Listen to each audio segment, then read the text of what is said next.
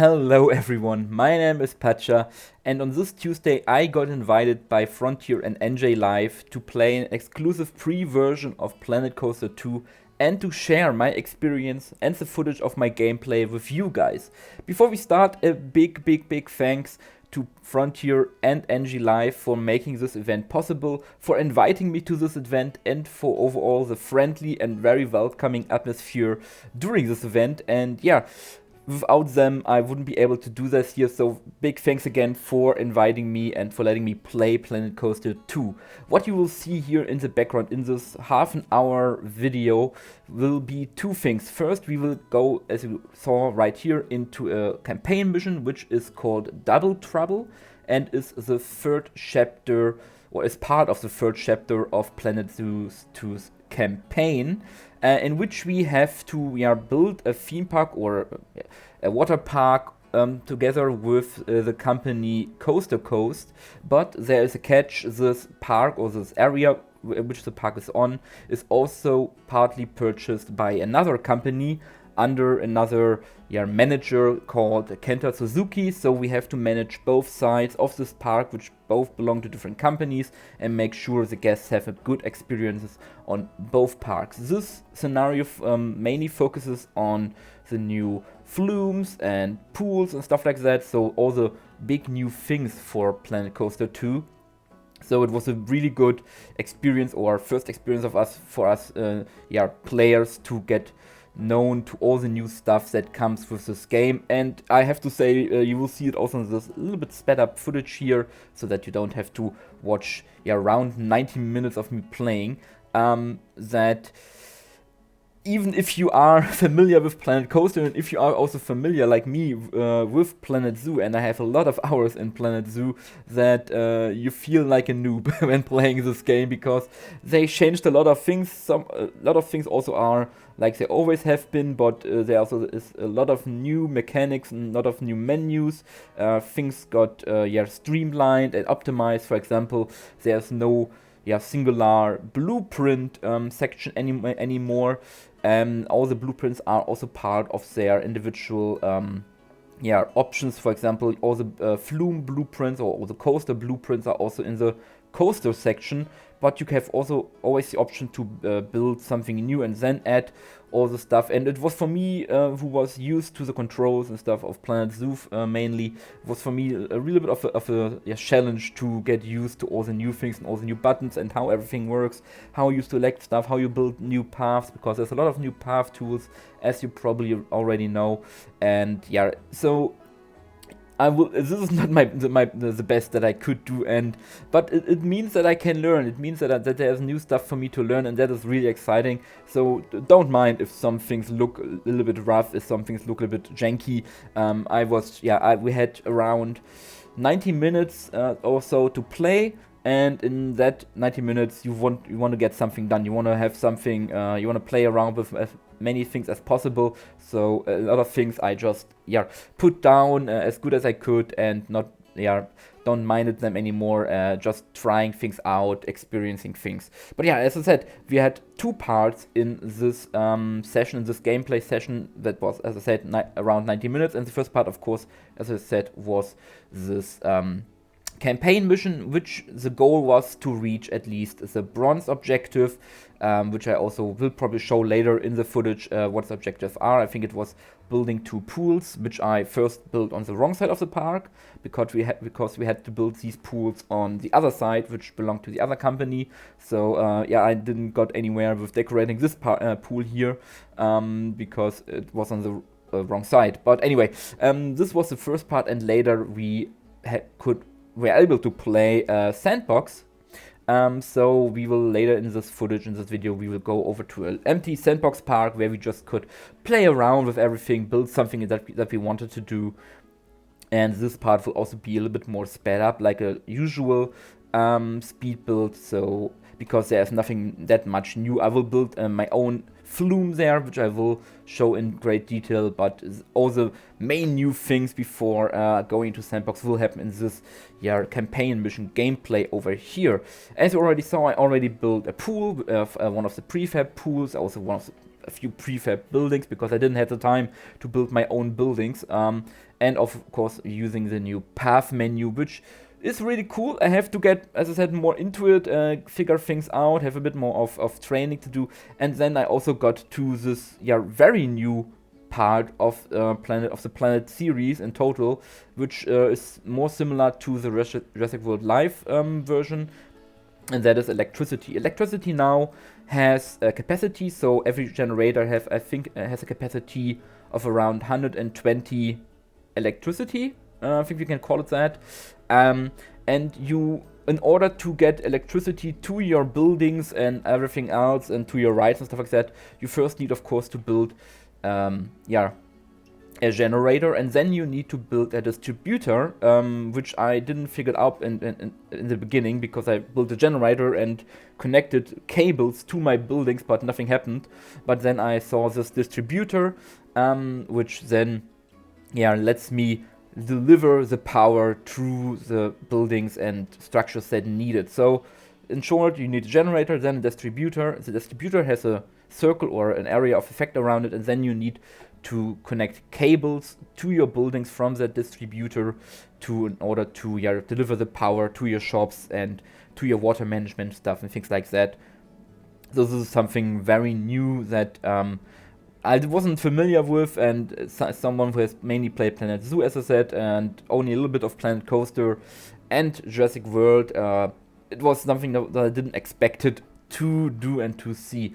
You also, of course, see always you have the scenery building, and I think something that is in Planet Coaster, the first one, but not in Planet Zoo, is that plants and rocks and stuff like that are also part of the scenery tab and not in a nature tab, as it is in Planet Zoo, so they're also connected there. And here you see me now realizing that I built on the wrong side of the park, which is divided by this great canyon, and that I had to build on the other side. And you also saw me placing one of the blueprints, of course, again, and then playing around with the new free drawing path tool, which I definitely have to get a little bit more practice in.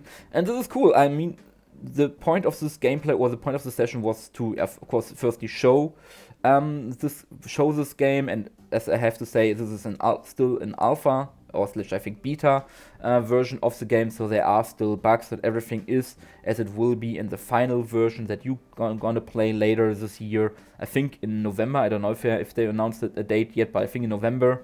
And so this was more of a work in progress version, but it gave me a lot of fun. I had a lot of fun, and I got a lot of ideas and inspiration, and I want to play this game again. I think that sums it up really well. I want to play this game again. I want to play more around it. I want to play with the pool tool, because pools are really cool. You have, of course, these prefab tools, as you saw, and you see me hiring some entertainers and some other staff members to get my things in check, like lifeguards and stuff like that.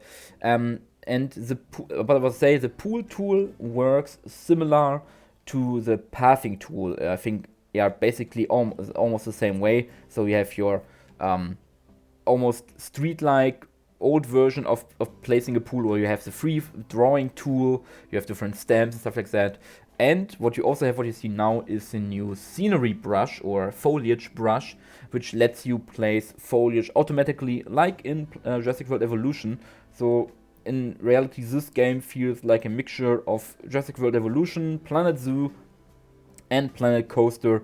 So it takes the best of all worlds, and some of the more tedious ones, like the electricity options, and puts it all together to a new, really awesome game that I can't wait to play more in the future once it releases fully, or maybe once there are more events like this. I don't know. I haven't information if there will be more, but I'm always already happy to have been part of this one.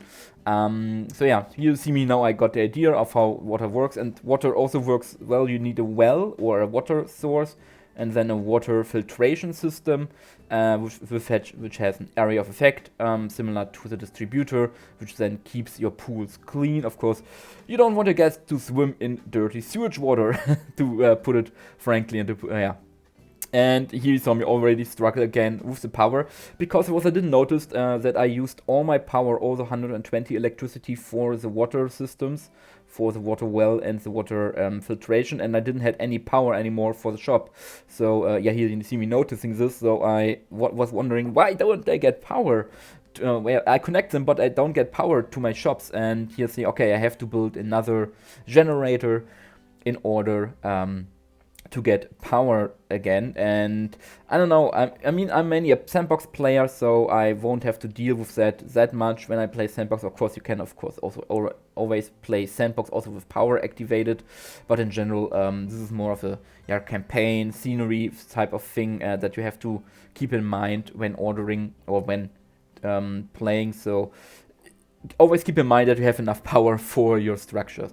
And yeah, here you see me, as you see on my right side, one of the bronze medals. The first one was to have pool with at least, I think, 450,000 prestige, which is mainly, comes together with scenery around it, with flumes around it, similar to how the rides work, and to how exhibits work or habitats work in Planet Zoo.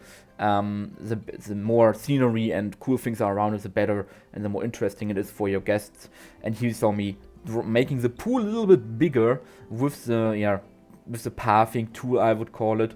And it's cool to see that immediately the guests start spreading out from this little small pool into the more large area.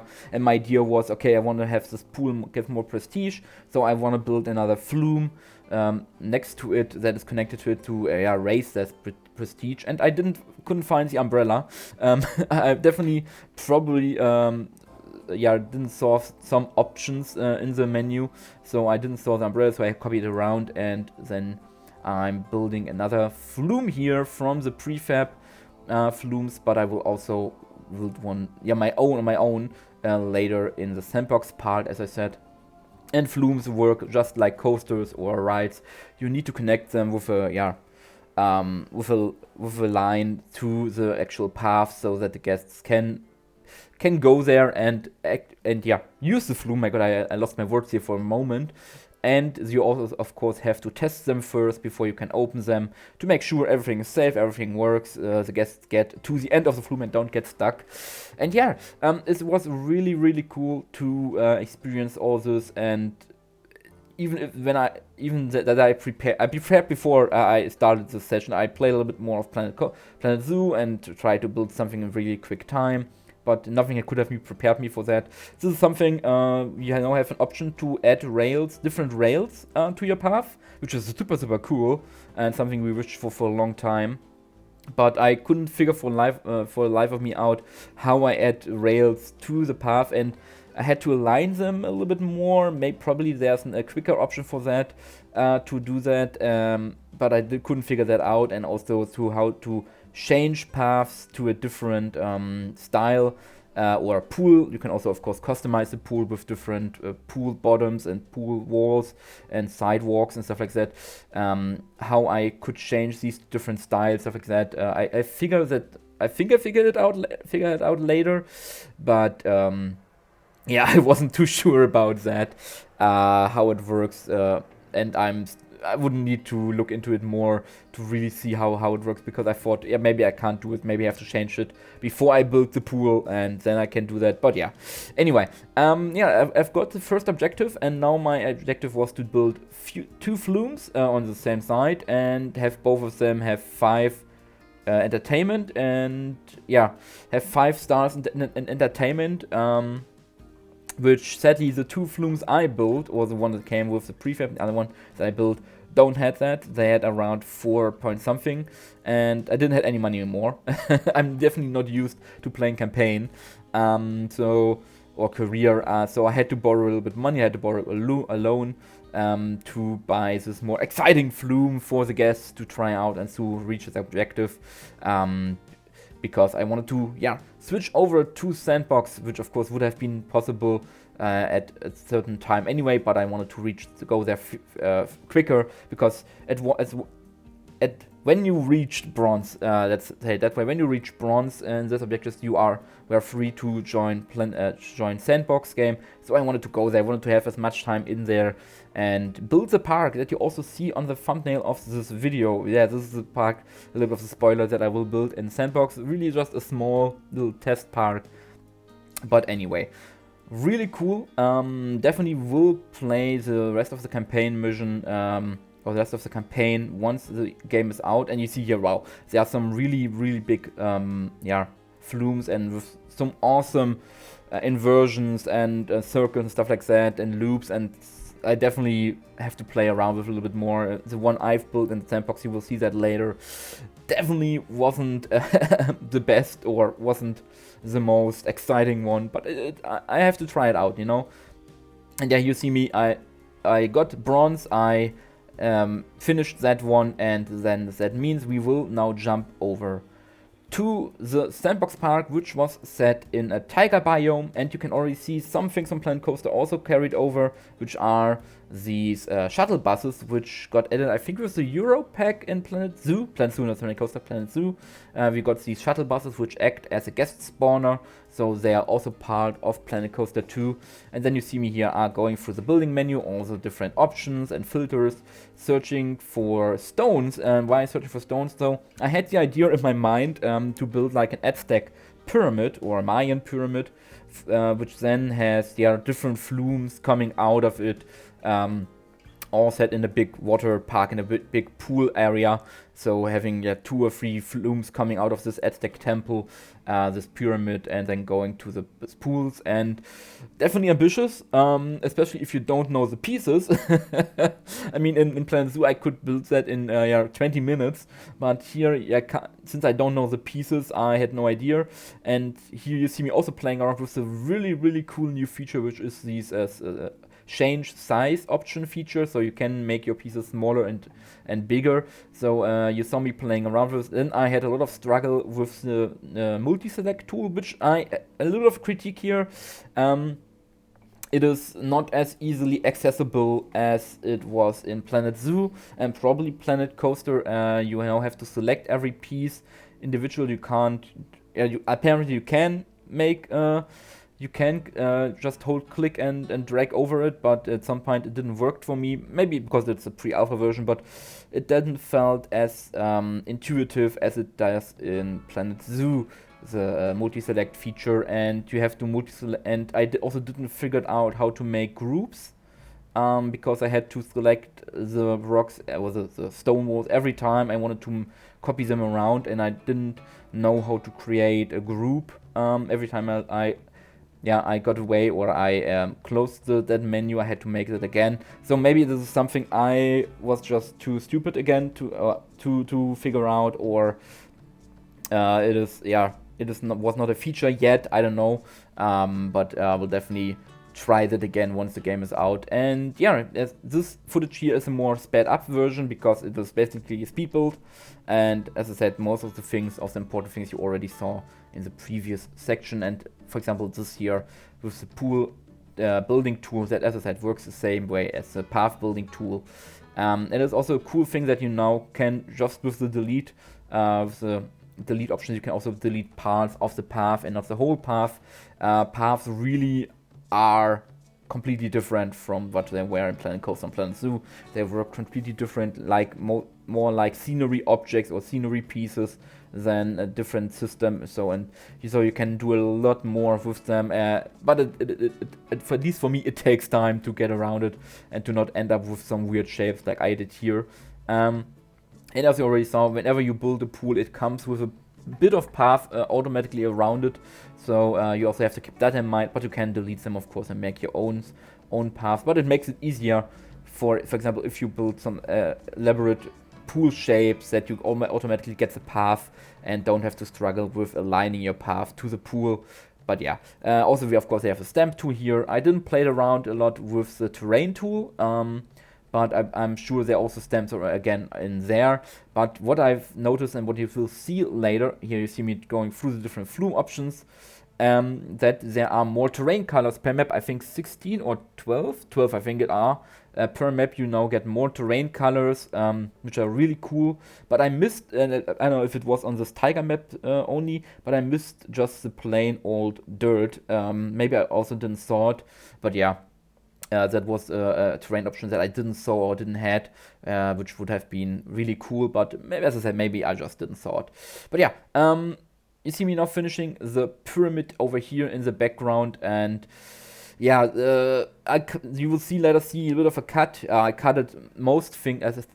I cut it a few things out, ones that are not meant to be shown yet because they are still in a in a very early stage of development, and some things that are just me struggling with the game. I also had a crash once, which is nothing. It's not Frontier's fault. It is still an early version of the game, so crashes can happen. But yeah, I had really struggles with building my own flume first because as you saw previously, I just built the platform, but I didn't got an option to build a flume then from that platform. But I figured it out, and now you see me building my first ever flume. Yay! Which works similar or almost identical to how you build coasters in this game.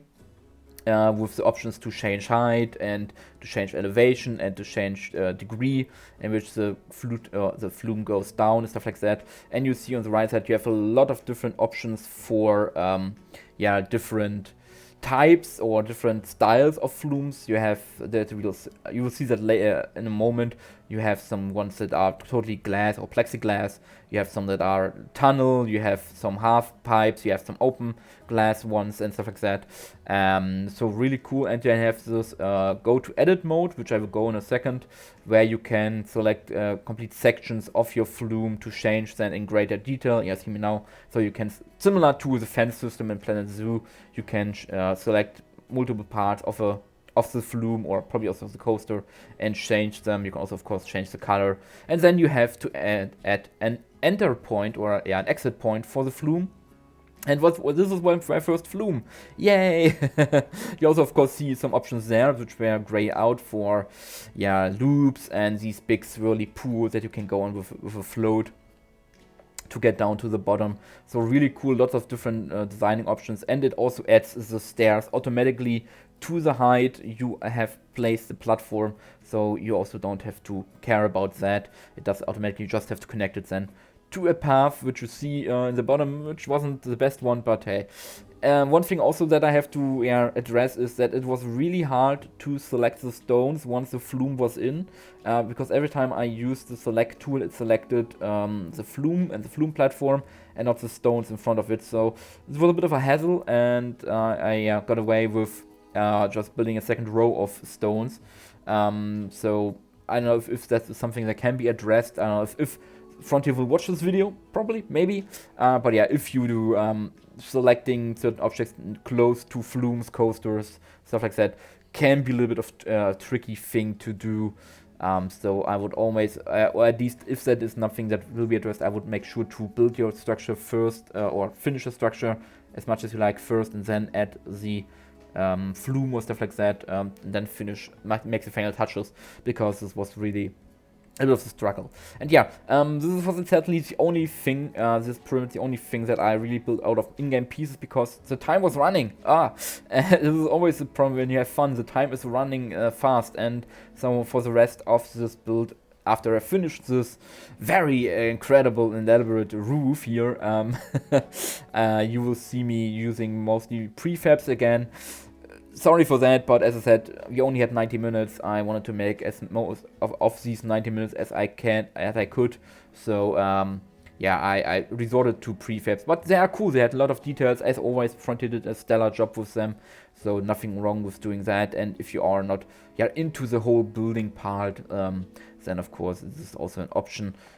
Like for example me here building now a thatch roof. Originally I had something other in mind, but maybe this will go over. Maybe these Mayan Aztec pyramid plans will translate over to once the game released and we have our hands on it. I have my own copy of it on my own PC. Then maybe it will translate over that, and maybe then I build a better version of it over there. But because I didn't have this game, I think I have to be clear about this. I don't have this game on my PC right now. Thanks to NJLive, they basically made screen sharing, and then via Parsec, if you know that app, and then via this program we were able to play the game on a different PC that is not close to us. So that is how we were able to play this game. It was really cool, and I don't know how much work that was for Frontier and NJLive to pull off, because there are not there's a lot of struggle with that, and a lot of problems with internet connection and resolution and stuff like that. So really cool that everything worked out and that we are able to play this game. And yeah, no idea was to build multiple pools, and that I will later also connect, which is really cool. So I connect all these, I think 3 pools in the end. I will connect all of them together to build a big pool area. And sorry for the people who came here to see some roller coaster stuff like that. I'm not a roller coaster guy. I never was. Maybe I will be once I play this game. So I was mainly focusing on the flumes and pools and stuff like that. This is something I have more experience with. So sorry for these guys. There won't be a roller coaster in this gameplay. I hope you are okay with that. I'm mainly focused on the stuff that I know and that are, for me at least, new features like the pool, stuff like that. But yeah, I will now leave you to the rest of this gameplay, the last couple of minutes, with some music. And once again, big thanks to Frontier for making this possible, for inviting me, and yeah, for giving me an awesome time on Tuesday, letting me play this game. I'm really excited for the full release of Planet Coaster 2 later this year, and I hope you are too. Let me down in the comments what you think, what you are most excited for this game. And yeah, after then, I wish you a great time, have fun with the rest of the video, and until next time, I wish you all the best, everything the best. Yeah, here I see me now changing the path, sorry for interrupting, so I figured out how to change paths. But yeah, as I said, big thanks for listening and watching this video, wish you the best of time, stay safe, and I see you in the next video. Until then, yeah, as I said, stay safe everyone.